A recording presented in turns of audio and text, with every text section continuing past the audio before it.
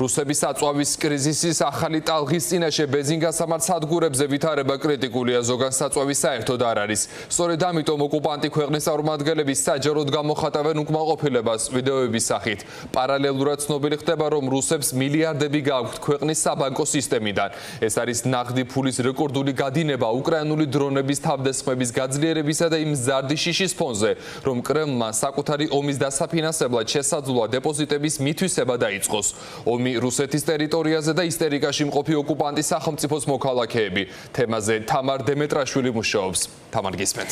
დიახ, რუსეთში საწვავის კრიზისის მეორე ტალღა დაიწყო და ამჯერად ყველაზე საინტერესო ისაა, რომ პრობლემამ უკვე მოსკოვამდეც მიაღწია.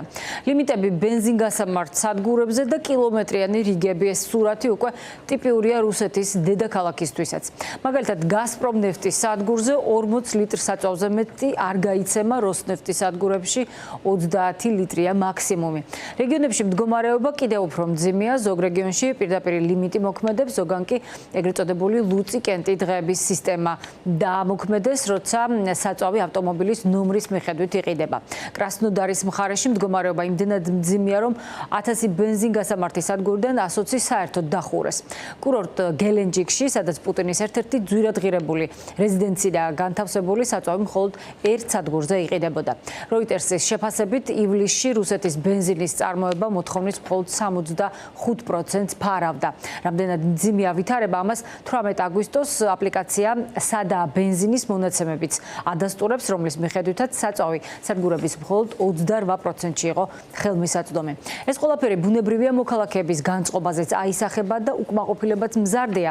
სოციალურ ქსელებში აღშფოთებული და უკმაყოფილო ვიდეოების გარდა ხშირია ისეთი ვიდეო მასალაც, სადაც ადგილობრივები ერთმანეთს საწვავის რიგებში ფიზიკურადაც უსწორდებიან.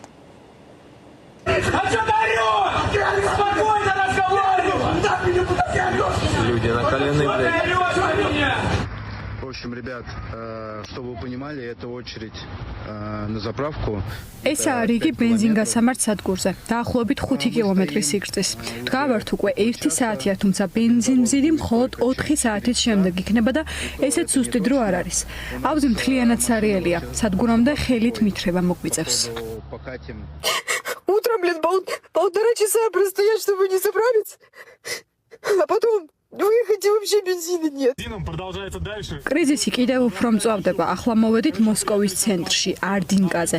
საშინელი მდგომარეობაა. დასასრული არ უჩანს რიგს. ერთ-ერთ გასამართ სადგურზე ადამიანს უბრალოდ ნაგავი ჩაუსხეს. ქვეყანა, რომელიც ნავთობის ერთ-ერთი უმსხვილესი მომპოვებელია, საწვავის მწვავე დეფიციტს განიცდის. ექსპორტიორის სახელმწიფოს მდგომარეობა იქამდე მივიდა, რომ ბენზინის იმპორტზე გადავიდნენ აგვისტოში, მაგალითად 68,000 ტონა საწვავი ინდოეთისგან იყიდეს. არსებული მონაცემებით უკრაინული დრონების დარტყმების შედეგად გადამამუშავებელი ქარხნები იმდენადაა განადგურებული, რომ წარმოება ბოლო 20 წლიან მინიმუმზე დავიდა.